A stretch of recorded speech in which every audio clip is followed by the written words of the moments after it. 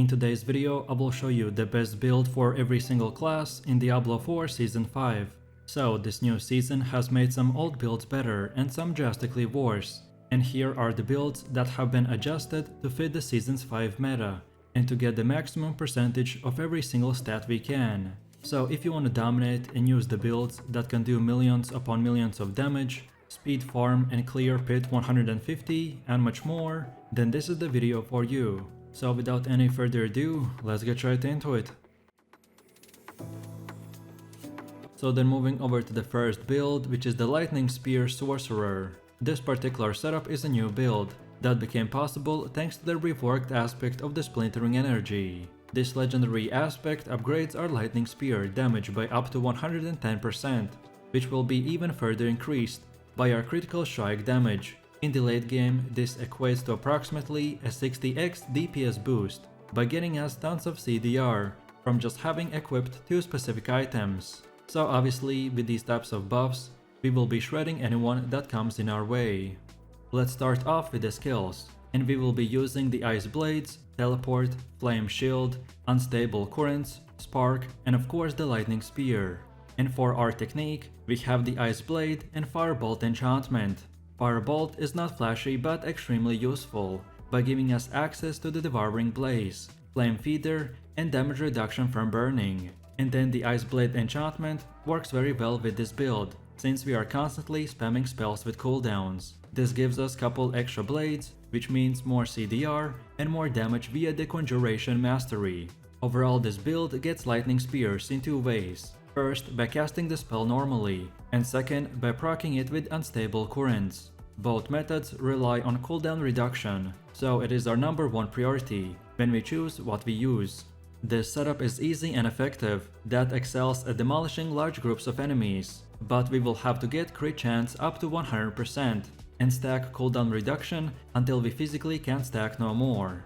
So then moving over to our skill tree, and this is what we have. And by the way guys, you can find the link to this full build and website guide in this video's description. For this setup to work, you will need to have a level 50 character and have finished the campaign, which is extremely easy to do in the current season. So then in the first section, we spend 2 points to unlock both abilities, the Firebolt and Spark, and then we spend 2 more points to enhance it. Spark skill is our main way of proccing the Unstable Currents. It has reasonably fast animation and gives us much needed critical strike chance. And we just put 1 point into the Firebolt, although we won't use it, just because to get his enhancement. Then we move over to the next section and spend few points to get the Potent Warding and unlock the Charge Bolt skill with 2 enhancements. Again, similar like the Firebolt, although we won't use the skill, we unlock it because of the Destructive Charge Bolt upgrade that helps us reduce incoming damage when we cast the Unstable Currents. Then we move over to the third section and spend a bunch of points for Flame Shield and Teleport. Flame Shield is our emergency defensive button, which we use when we are in danger or when we see a powerful attack is about to come our way. And of course, Teleport makes you unstoppable and is your primary source of mobility. As a bonus, it also procs Unstable Currents. Then the next part is where we spend most of our points to get, most importantly, the Conjuration Mastery and align the elements, as well as unlocking the Ice Blades and Lightning Spear skills. Ice Blades is here to give us cooldown reduction, Conjuration Mastery, and a stack of Tal Razah's Iridescent Loop. Of course, as this build name implies, the Lightning Spear is our main source of damage. Each cast will summon up to 3 Lightning Spears, so like everything else, we wanna spam it as soon as it comes off cooldown. Then after that, we go into one of the last sections to get the Devouring Blaze and Static Discharge. Static Discharge is needed to make the Overflowing Energy passive work, and also to activate the Charge Glyph or the Paragon board. Then in the next section, we unlock the Unstable Currents and spend few points to enhance it, and also get the Electrocution and Hoarfrost passives. Hoarfrost gives us extra damage after we temper the lucky hit, and Unstable Current is another way to generate the Lightning Spears. Unfortunately, it only produces a single spear each time it procs, but we can spam a lot of the shock spells, so then the total output of it becomes insane. And finally, for our key passive, we select the Overflowing Energy. Since all of our damage is coming from shock skills with cooldown, overflowing energy is the best key passive for damage despite not having a multiplier. Then next up, let's take a quick look at our gear, and I will show you two setups. The first gear loadout will be a quick 30-second showcase of what you can use immediately with zero grinding required, and then after that I will show you the full endgame setup. So upon finishing the leveling process and approaching the endgame grind, many of the aspects you use are already available to use from the Codex of Power. There's no reason that you shouldn't put them to immediate use, since they can be imprinted as often as needed as you upgrade your gear. So most of our gear will be yellow with few legendary pieces as well. So for chest, gloves, boots and weapon, you can use whatever best you got at this moment. But then for legendary farming pieces, we want to get the aspect of disobedience on the helmet, then aspect of might on pants, then aspect of control on amulet, and finally on both rings, the prodigy's aspect and recharging aspect. This early setup gives us a functional build to begin farming with. With this setup you can farm the legendary aspects you need for the next progression point, which is our insane endgame build. But then when you have a bit of grinding complete, so you get access to at least the hectic aspect and aspect of the orange herald, then now we can look into our fully completed endgame gear. So for the helm we equip the aspect of the orange herald, then for chest armor the aspect of concentration, for gloves the aspect of overwhelming current, for pants we have a unique item, the Tiboltes Will, for boots another unique item, the Essos Heirloom, and both of these pieces are vital for our build's crazy damage. Then for the weapon we have the aspect of shredding blades, and for offhand the Storm of Swell aspect, then for amulet the aspect of splintering energy. Then for our first ring we have our last important unique item, the Tal Rasha's iridescent loop, and for the second ring we have the conceited aspect. Then for gems, on the weapon we use the emerald for 25% critical strike damage, then for armor the ruby gem for 9% life, and finally for all three jewelry pieces we use the skull for more increased armor. Then next up, let's go over to the Paragon board, and as there are 225 different choices that I made, so I won't explain each one's reasoning, but most importantly what you need to know is that this board is optimized to give us as high damage as possible while reducing our cooldowns.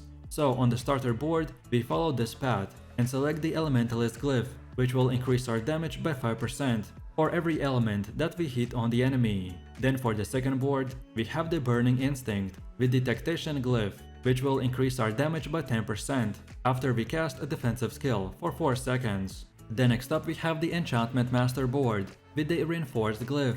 This will give us 15% damage reduction while we have an active barrier. Then the frigid fate board with the charge glyph for 5 to 15% increased damage when we pick up a crackling energy.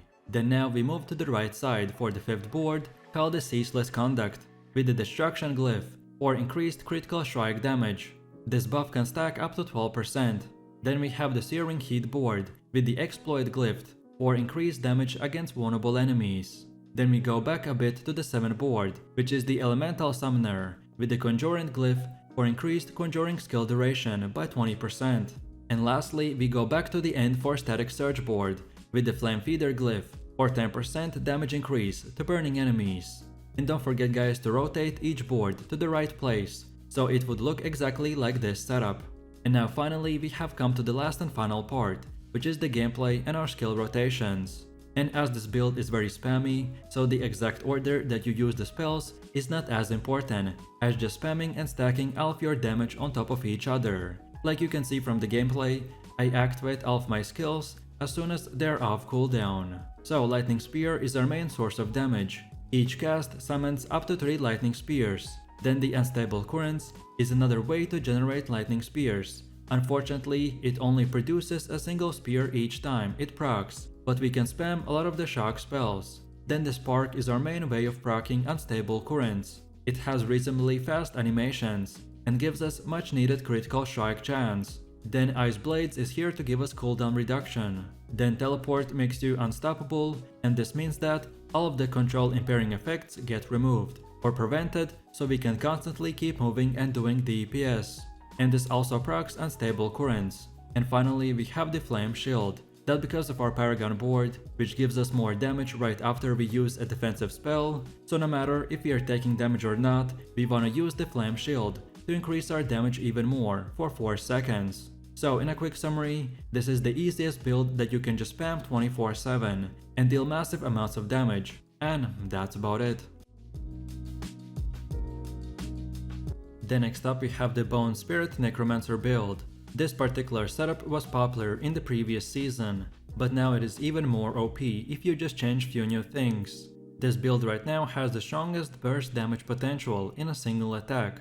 We are talking 11 to 12 digit numbers of damage. Bone Spirit has the largest skill damage multiplier possible in the whole game, and when we prioritize reaching 100% critical strike chance, then the damage from a single Bone Spirit can one-shot a pre-tormented boss.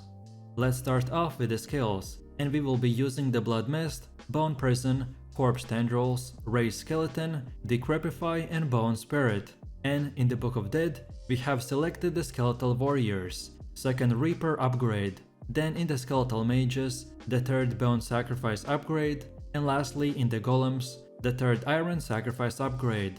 Since Bone Spirit deals its damage in a small radius around it on impact, so the entire build is made to pull all enemies together for one big massive AoE shot. By using the Corpse Tendrils, it will apply vulnerable, stun and pull everything to one location, which makes destroying massive amounts of grouped up enemies extremely fast and easy.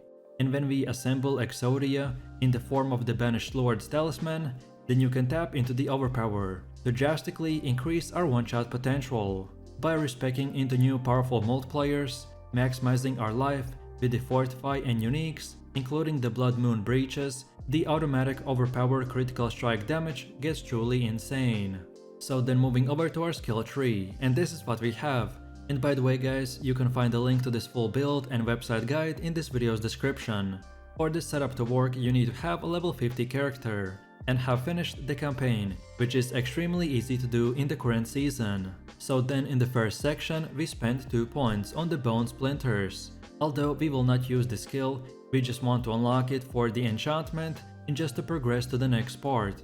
Then we move over to the next section and spend few points to unlock the Imperfectly Balanced, Unliving Energy and Hewed Flesh. All of these passives will increase our damage, and when we stack a bunch of them together, then you will see how we get these insane DPS numbers. Then next up we move over to the third section and spend few points to unlock the Blood Mist and Bone Prison, and then spend few more to enhance it. Blood Mist is the cornerstone of the build. This gives you full immunity, creates corpses and increases your movement speed, but the Bone Prison is your second on-demand vulnerable. It physically stops monsters from closing the gap and engaging us. It also counts as the 6th minion for the purpose of Requiem, which increases your max essence by 7. Then in the next part we unlock the Decrepify skill and spend few more points to enhance it, and as well to get the Death Embrace and Amplify damage for insane DPS buffs. The Decrepify skill applies a powerful CC effect that also causes a lucky hit proc to reduce the cooldowns of your skills. Then after that we go into one of the last sections, and this is where most of our bulk points will be spent. So we want to unlock the Corpse Tendrils and Bone Spirit, and then most importantly get all of these 3 passives called the Compound Fracture, Rapid Ossification and Evulsion. Like I said in the beginning, the Corpse Tendrils is an amazing CC tool and has the vulnerable effect that makes enemies take 20% increased damage. And of course the Bone Spirit skill is our main damage dealer, that just simply, when we line up everything, we use it to wipe everything on our screen. Then in the next section, we only unlock the Inspiring Leader for increased critical strike chance. And finally for our key passive, we select the Ossified Essence. This is very straightforward. The more essence you have when you cast the Bone Spirit, the more damage it does. So that's why I keep mentioning how important the passives are, and why we want to stack them as much as we can. Then next up, let's take a quick look at our gear, and I will show you 2 setups. The first loadout will be a quick 30-second showcase of what you can use immediately with 0 grinding required, and then after that I will show you the full endgame setup. So upon finishing the leveling process and approaching the endgame grind, many of the aspects you use are already available to use from the Codex of Power. There's no reason you should not put them to immediate use, since they can be imprinted as often as needed, as you upgrade your gear. So start off by using easy to get legendaries, like the aspect of might on helmet. Then for chest armor, get the aspect of disobedience. Then for gloves, the edge master's aspect. For pants, the aspect of protector. For boots, the wind striker aspect. For weapon, the aspect of swelling curse. For amulet, the aspect of torment. And for both rings, the requiem aspect and the aspect of grasping veins. This early setup gives us a functional build to begin farming with. The Codex of Power has many damage multipliers available to fill out your imprinted gear, while focusing on the essence management and crowd control leads to the best success in the early game. Your primary concern is being able to generate essence on demand to always be able to cast the Bone Spirit. This becomes significantly easier once you have the Shattered Spirits, but before that, grants us the torment on an amulet to your passive essence generation. Also, a two-handed weapon with the Swelling Curse helps to bring the gap to 100% critical strike chance, which is important for the build to function properly. But then when you have a bit of grinding complete, and this build is functioning as it should, then now we can look into our fully completed endgame gear, which is extremely optimized setup. So for the helm, we equip the unique item called the Harlequin Crest. Then for chest armor, get the aspect of hardened bones. Then for gloves, the aspect of serratation. For pants, we want one more unique item, the Blood Moon Breeches. Then for boots, the Path of the Trollghoul. Then for our weapon, we want to use the aspect of grasping veins. And for the offhand, the Imprisoned Spirits aspect. Then as far as jewelry goes, for amulet we use the last unique item called the Banished Lord's Talisman. And for both rings, we get the aspect of Torment and Requiem aspect. And then last but not the least, for gems on the weapon and armor, we want to use the Ruby for overpowered damage and life increase. And then for all, so the amulet and both rings, we want to get the Diamond Gem for 8% resistance increase to all elements. And as we use it 3 times, so overall we get 24% resistance to everything. Then next up, let's go over to our Paragon board. And as there are 225 different choices that I made, so I won't explain each one's reasoning. But most importantly, what you need to know is that this board is optimized to give us as high damage by stacking damage increase and crit, while also not making us extremely squishy. So on the starter board, follow this path and select the Amplify glyph for 150% magic bonus, and enemies affected by our curse skills will take 10% increased damage. Then next up we have the Bone Graft board with the Corporal glyph for infinite uptime 10% damage increase bonus. Then next up we have the third board called the Flesh Eater with the Gravekeeper glyph for 3% damage increase for every close corpse to us, and this can stack up to 6 times. Then we move over a bit to the left and select the Blood Bat with the Essence glyph for 22% damage increase when we damage enemies with our critical strikes. Then next up we have the Cult Leader board with the Dead Riser glyph for 15% increased damage from us and the minions. This will last for 10 seconds. Now we go all the way to the right side and get the Scent of Dead board with the Dominate glyph for when you overpower an enemy. All of our damage is increased by 12% for additional 5 seconds. And lastly we go back all the way to the left side and just select the Blood Begets Blood board with these specific nodes. And then finally, we have come to the last and final part, which is the gameplay and our skill rotation. Like I mentioned at the start of this video, our Bone Spirit skill deals its damage in a small radius around it on impact, so the entire build is leveraged to pull everything together for one big massive AoE attack, and this is essentially our gameplay loop every single fight. Managing your resources and cooldowns is also crucial to the success of this build. Each crowd control effect that you inflict upon enemies will trigger the aspect of the Umbral. This means that you can stack multiple crowd control effects in order to get incredible essence generation. And if you really grind in the endgame, then you can even use a non-minion Bone Spirit Necro that will boost this insane damage even a bit more. And this is exactly what you can see from my gameplay. So as far as the rotation goes, in simple words, at the beginning of the fight, we want to get close to the enemies and do starting damage by using the Blood Mist. Then we use Bone Prison, which will physically stop monsters from closing the gap and endangering us. This will also activate the 20% damage buff. Then next up we use the Corpse Tendrils for even more amazing CC. Then the Decrepify, which applies a powerful crowd control effect that also causes lucky hit proc. to reduce the cooldowns on our skills. And lastly, we use Bone Spirit to do the massive damage. So essentially, we use Blood Mist to engage/do AoE damage. Then Bone Prison, Decrepify and Corpse Tendrils for crowd control stacking. And finally, we do insane one-shot damage with a Bone Spear.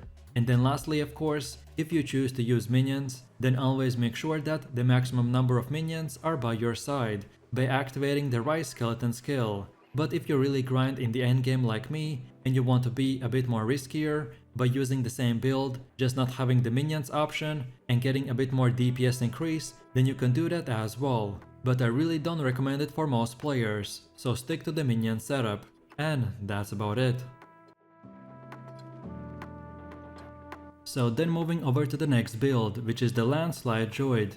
This build revolves around the Nature's Future key passive and the newly buffed Earthbreaker and Unsung Aesthetics wrap to generate an incredible amount of lightning storms, which benefit from both the Storm and the Earth multipliers. In the current meta, this is the highest DPS and most efficient endgame build for speed farming, killing bosses, and pushing higher pits. Let's start off with the skills, and we will be using the Earthen Bulwark, Poison Creeper, Blood Howl, Petrify, Storm Strike, and the Landslide. And for our spirit boons, we want to select the Wariness to reduce the damage from elites, then the Swooping Attack for 15% increased attack speed, then Avian Wrath for 30% critical strike damage, then the Pack Leader for Lucky Hit, which makes that your critical strikes have up to 25% chance to reset the cooldowns of your companion skills. And finally the Calm Before the Storm, which gives us another Lucky Hit, so now our nature magic skills have up to 10% chance to reduce the cooldowns of our ultimate skill by 2 seconds. The Landslide Druid is an AoE powerhouse, with significant speed farming and pit pushing potential. Since we rapidly generate the Lightning Storm, we benefit from both the Storm and the Earth skill multiplier, so we are able to leverage multiple aspects, passive skills, and legendary nodes, which affect both types to take our damage to the extreme numbers. Also the Shape-Shifting and Poison multipliers, thanks to the Vasily Sprayer and Poison Creeper, which increases our damage even further. So then moving over to our skill tree, and this is what we have. And by the way guys, you can find the link to this full build and website guide in this video's description. For this setup to work, you will need to have a level 50 character and have finished the campaign, which is extremely easy to do in the current season. So then in the first section, we spend 2 points to unlock the Storm Strike and to enhance it. Storm Strike reduces the cooldown of the Earthen Bulwark through the Symbiotic. It also provides a source of damage reduction and activates half of the bonuses from the natural balance. We usually want to cast it every 3 to 4 seconds to maintain these effects 24/7. Then we move over to the next section and spend few points to unlock the Lightning Storm and Landslide, and then to enhance them. Landslide deals decent damage on its own, but it is the main mechanism by which we cast our primary damage dealer, the Lightning Storm. We want to cast it repeatedly in the tectonic spikes, which are created by the Earthbreaker for more free DPS. Then we move over to the third section and spend few points to get the Earthen Bulwark and Blood Howl. Earthen Bulwark creates a barrier on a cast, and more importantly, it makes you unstoppable, which allows you to avoid or even get out of crowd control effects, while activating the damage bonuses and spirit generation from our Tibalt as well.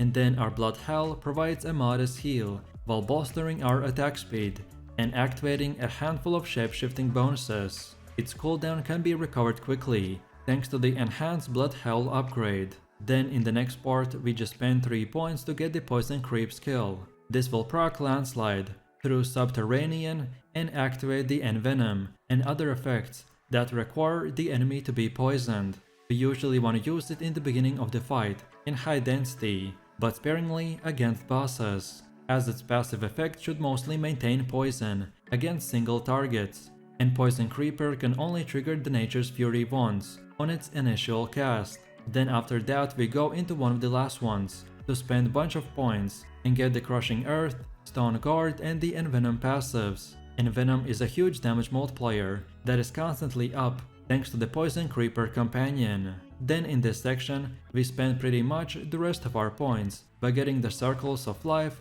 Natural Disaster, Quick Shift, and much more. And finally, for our key passive, we select the Nature's Fury, which is used to reset the cooldown of the Earthen Bulwark and trigger our Lightning Storm. Then next up, let's take a quick look at our gear, and I will show you two setups. The first gear loadout will be a quick 30-second showcase of what you can use immediately, with zero grinding required. And then after that, I will show you the full endgame setup. So upon finishing the leveling process and approaching the endgame grind, many of the aspects you use are already available to use from the Codex of Power. So there's no reason that you shouldn't put them to immediate use, since they can be imprinted as often as needed as you upgrade your gear. So start by using easy to get legendaries, like the Aspect of Might on Helmet, then for chest armor, the Aspect of Mending Stone, for gloves, the Rapid Aspect, the Aspect of Disobedience, for boots, the Aspect of Quicksand, for weapon, the Aspect of Retaliation, for amulet, the Aspect of the Calm Breeze, and for both rings, the Aspect of the Umbral and the Crash Stone aspect. This early setup gives us a functional build to begin farming with. In this setup, we don't have access to Symbiotic, Nature's Fury, Trampled Earth, or the Subterranean, which means that we can't prac Landslide with the Trample or Poison Creep, so this will require for you to directly cast the Landslide, while using the Wind Shear and Poison Creeper as alternative damage sources. The direct use of the Landslide means that the Spirit is an issue at this point, so we want to use the Umbral and Spirit per second to help sustain it. But then when you have a bit of grinding complete, then now we can look into our fully completed endgame gear. So then for the helm, we equip the unique item called the Vasili's Prayer. Then for chest armor, the Symbiotic aspect. For gloves, another unique called the Unsung Aesthetics Wraps. For pants, the Tibaltus Will. For boots, the Vault Heart Hunger. For weapon, the Aspect of Aftershock. For offhand, the Aspect of Retaliation. For amulet, the Aspect of Natural Balance. And for both far rings, the Subterranean aspect. And the last important unique item called the Earthbreaker. Then as for gems on the weapon, we want to get the Emerald for 25% critical strike damage. Then the Ruby for both the armor and our amulet for 9% max life and fire resistance. And then for both far rings, the Sapphire and Amethyst for cold and shadow resistance. So then next up, let's go over to our Paragon board.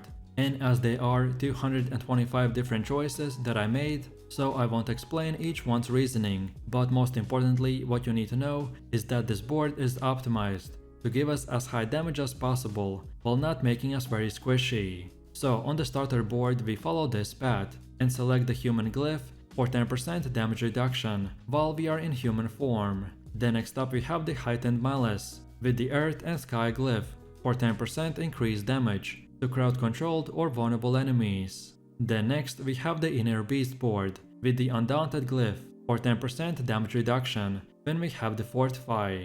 Then we have the earthen devastation board with the auto match glyph for 16% increased physical damage to non-elites and bosses. Then now we move all the way to the right side to get the constricting tendrils board with the territorial glyph for 15% damage reduction against close enemies. And then lastly we go up all the way to here and get the thunderstruck board with the spirit glyph for 12% damage increase when we attack the enemies with our critical strikes. And now finally we have come to the last and final part, which is the gameplay and our skill rotations. So first of all, we want to cast the Landslide. By using our setup, we maximize both the skill and our Lightning Storm, which is our primary damage dealer, although we don't need the Lightning Storm on our skill bar. Then next up, we use the Poison Creeper, which is retained primarily to inflict poison on mobs and activate the related bonuses. We want to use it sparingly against single targets, as the passive component should be mostly accomplished on its own. Then next up we have the Storm Strike that should be used frequently, so every 3 to 4 seconds, to maintain the damage bonus of the natural balance and its own damage reduction. Then we want to refresh the Earthen Bulwark via the Symbiotic and then shapeshift back to the human form, so then the subsequent Landslide cast will refresh our shapeshifting bonuses. And lastly, we want to continue to use the Earthen Bulwark for its barrier effect and to break or prevent the crowd control, but also offensively to generate the spirit and gain damage thanks to our Tibaltus Will. And that's about it. Then for the next one, we have the Andariels Rogue This build is centered around the mythic unique called the Andariels Visage that creates devastating poison explosions. We will focus around buffing the proc damage from the Andariel using abilities, passives and multi-purpose aspects, while building around the close quarters combat key passive.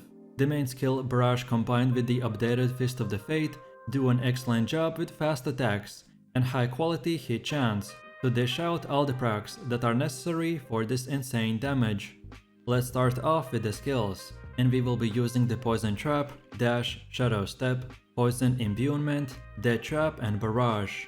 And for our technique, we have the Preparation Expertise. The Andariels Rogue is very straightforward to play, given that you mostly spam the Barrage with Poison Imbuement.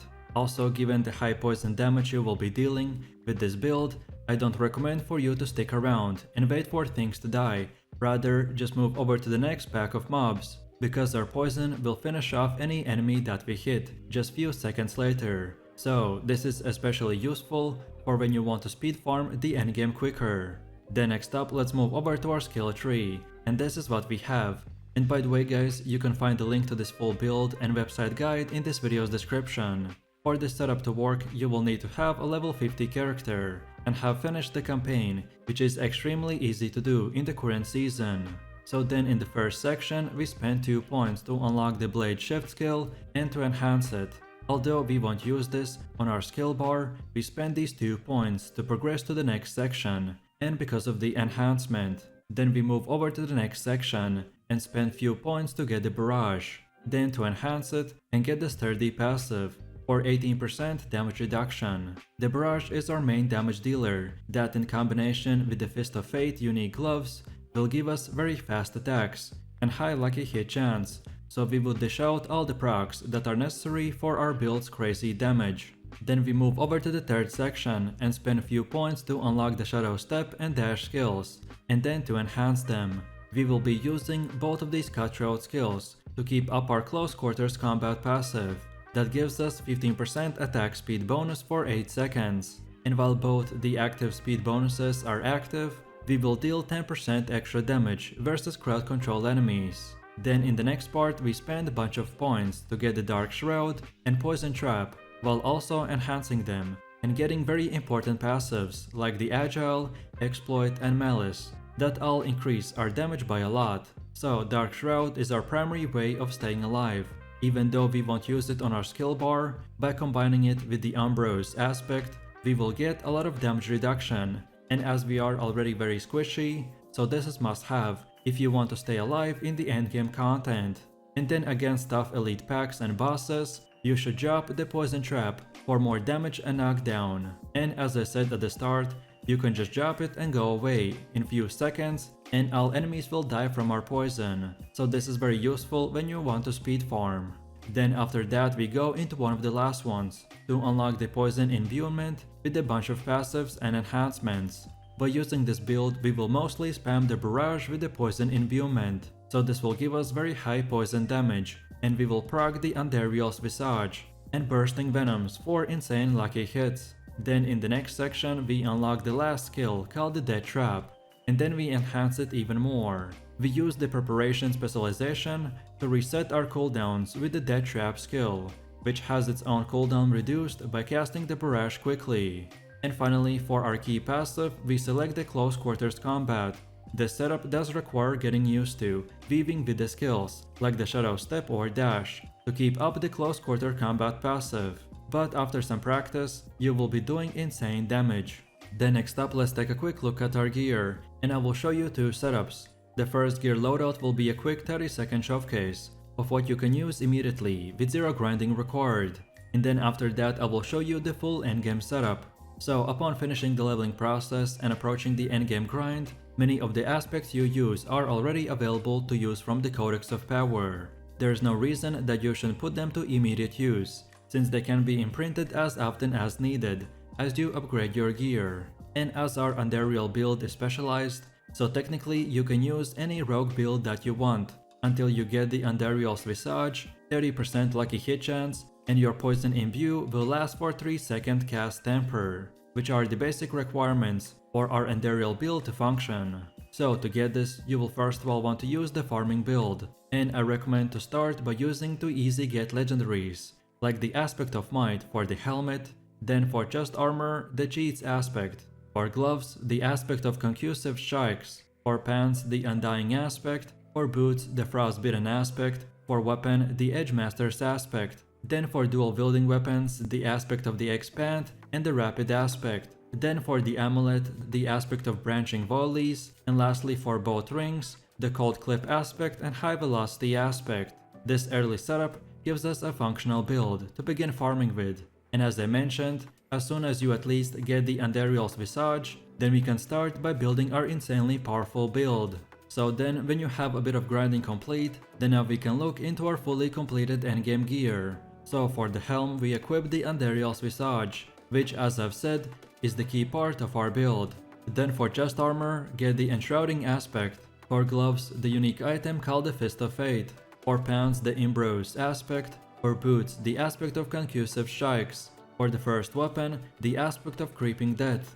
And then for both the dual wield weapons, the Aspect of Bursting Venoms and the unique item called the Imbakrax. And then for our amulet, get the Aspect of Branching Volleys. And for both rings, the Aspect of the Retribution and High Velocity aspect. And finally for gems, get a Diamond Gem for your weapon, then get rubies for both the armor and the amulet. And lastly for both the rings, get 1 topaz and 1 amethyst gem for lightning and shadow resistance. So then next up, let's go over to our Paragon board. And as there are 225 different choices that I made, so I won't explain each one's reasoning. But most importantly, what you need to know is that this board is optimized to give us as high damage as possible, while not being extremely squishy. So on the starter board, follow this path and select the control glyph for 10 to 20% increased damage for slowed or stunned enemies. Then next up we have the No Weaknesses board with the fluidity glyph for 10% increased damage and 15% increased energy regeneration for 6 seconds. Then after that we move to the next one, which here we just want to select the Exploit Weakness board with no glyph. Then next we move to the top and select the Deadly Ambush board with the Bane glyph for 15% chance to deal double amount of damage or poisoning effects. And as our build is made around poison, so this is very huge. Then next up we move to the right side and select the Cheap Shot board with the Tracker glyph for poisoning damage effect that lasts for 33% longer. And finally we have the last board called the Eldritch Bounty with the Canny glyph for up to 10% increased damage that will last for 15 seconds. And don't forget guys, when you use the specific Paragon setup, to rotate each board so they would align exactly like we have here. And now finally we have come to the last and final part, which is the gameplay and our skill rotations. The Andariels Rogue build is very straightforward to play, given the fact that you mostly spam the barrage with poison imbuement. Also given the high poison damage that you will be dealing with this build, so you don't want to stick around and wait for things to die. The poison will finish off any enemy that you see. So when you speed farm, just keep moving from pack to pack. As we have very spammy build, the order that you want to use the skills don't really matter, as long as you use them for the right purpose. So first of all we have the barrage, and even though it is a ranged skill, you want to move close to your targets to reduce the spread. But in any case, you want to spam the barrage with poison imbuement at close range to proc the Andariels Visage and Bursting Venoms, plus the rest of our procs. Then second of all, it is critical that you use the Shadow Step or Dash every 8 seconds to keep the cutthroat part of close quarters combat active 24/7. Then the third step is to use the Poison Trap against tough elite packs and bosses. This will give us more DPS and knockdowns, as well as it is very useful when speed farming. Then next up we use the Death Trap whenever it is ready to reset your cooldowns through the Preparation and Weaknesses passives. Then as well you want to drink a potion every 10 seconds during combat to activate the Unstable Elixirs. This passive will allow you to drink potions while full HP, and this will stun surrounding enemies for 3 seconds, and as well increase our damage by 6%, plus 20% damage increase from our Paragon glyph, and many more buffs. And finally, the life per hit from the Andariels and Dark Shroud that you generate from the Umbros are your primary way of staying alive, as well as it is very mandatory to stagger bosses quickly. because this is the best way to deal significant amount of damage to them without us taking too much damage in return. And that's about it. And finally, we have the double swing barbarian build. This barb setup is a hard-hitting, fast-paced melee build that excels at all the content that the game has to offer. Its small hit zone may seem underwhelming at first, but once the attack speed buff starts stacking and the blade starts swirling, then the double swing quickly becomes a deadly force, laying a waste to the screens of enemies with its hit and run style of play, while also making short work of any boss that tries to stand in our way. So then let's start with the skills, and we will be using the Rupture, Double Swing, Rallying Cry, Leap, Charge, and Wrath of the Berserker. And for our technique, we have the two-handed axe expertise. As for our choice of skills, we focus on abilities that enable us to keep our damage, mobility, and fury levels as high as possible. Leap and Charge are great in this regard, since Enhanced Double Swing will always return fury when hitting a stunned target. Wrath of the Berserker gives us a massive damage boost and resource regeneration, and of course a nice movement speed boost to go along with it. Rallying Cry is yet another source of recovering our fury, and most importantly, the main source of the Unstoppable, which ensures that any controlled impairing effect does not slow us down. So then let's move over to the skill tree.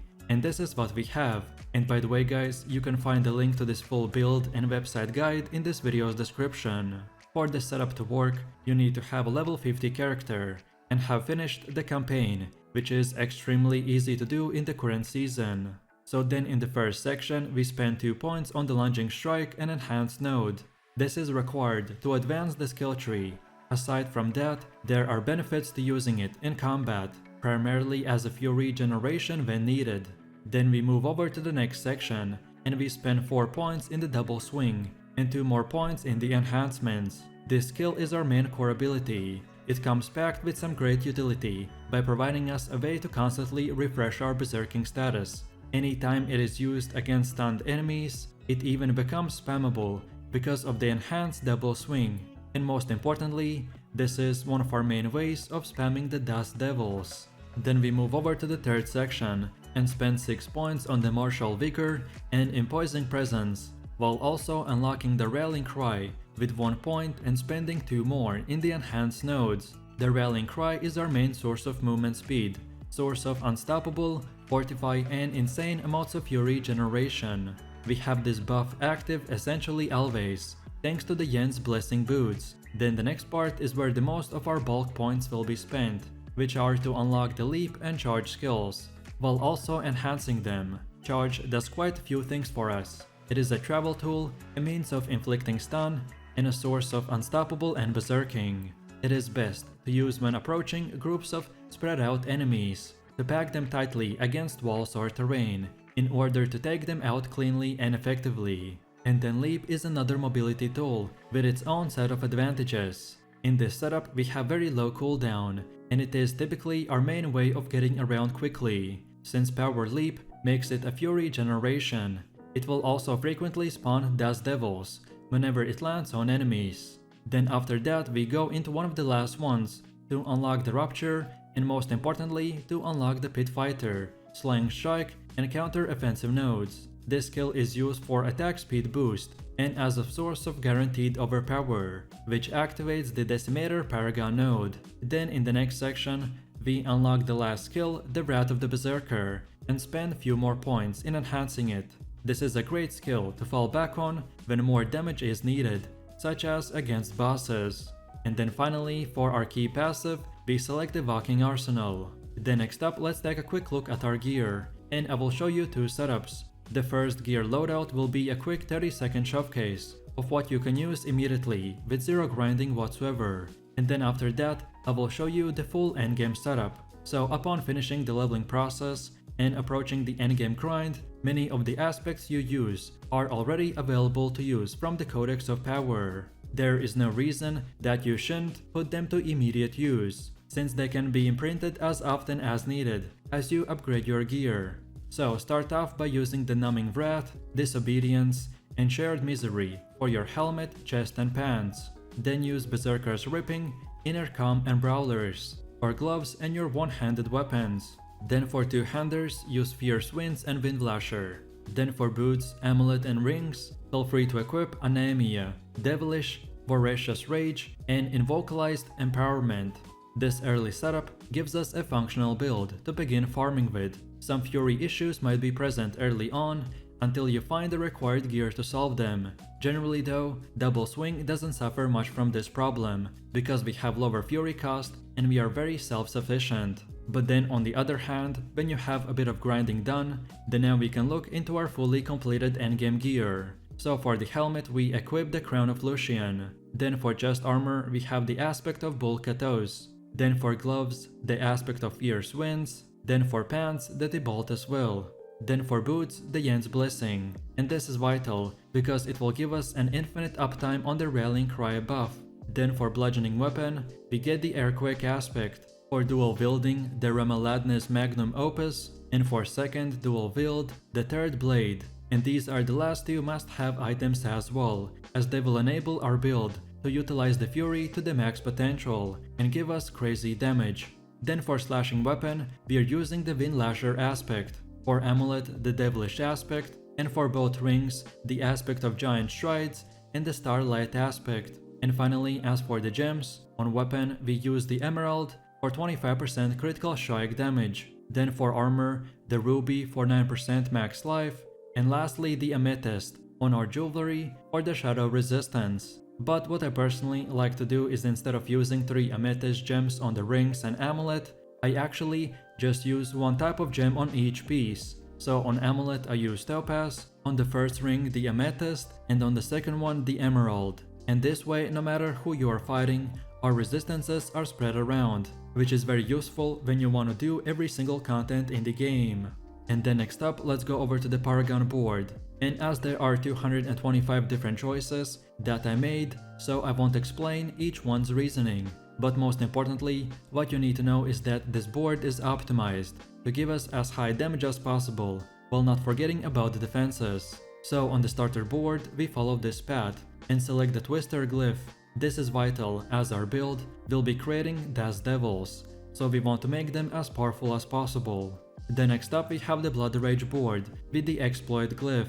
This will give us massive damage increase to vulnerable enemies. Then the third board is the Warbringer with the Rumble glyph for our Airquake to deal extra damage. But most importantly, we deal 10x more damage to bosses and crowd control enemies. Then the fourth board is the Carnage with the Ambidextrous glyph for increased damage for our one-handed weapons. Then the fifth board is the Bonebreaker with the Territorial glyph.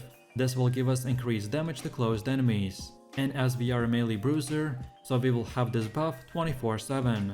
And finally, for the sixth board, we have the Decimator with the Untaunted glyph for increased damage when fortified and some extra damage reductions. And by the way guys, don't forget before spending your points to make sure to rotate the board if needed, so it would 100% align with this setup. And now finally we have come to the last and final part, which is the gameplay and our skill rotations. So at the beginning of the battle we want to use charge or leap, depending on the situation, which will give us berserking. I generally always initiate with leap if possible, to spawn the airquakes under the targeted area. And if the terrain allows for it, then charge can be aimed at a wall or other obstacles to first inflict stun and then follow that up with a leap. Then second of all, we shred enemies with the double swing skill to fill most of our screen with dust devils that annihilate everything in their way. Each time we use the skill will also extend the berserking status, even if it does not hit a target, so keep this in mind if it's ever about to fall off. Then the third step is to use Rallying Cry whenever it's off cooldown. While it is on cooldown, it will be cast automatically, right after it falls off, because of the Yen's Blessing. However, if it ever falls off while moving from pack to pack, and there are no targets, then using Evade can also activate it. Then next up we use Rapture on enemies to gain a huge burst of attack speed and activate the Decimator. This should be used depending on the situation, and is especially useful in longer fights for maximizing damage. And finally, our Route of the Berserker is always in our pocket, or whenever it's needed. I personally always try to make sure that it's back up in time for boss fights, but keep in mind that this build can be very resource intensive, so resource generation rolls are required on our rings.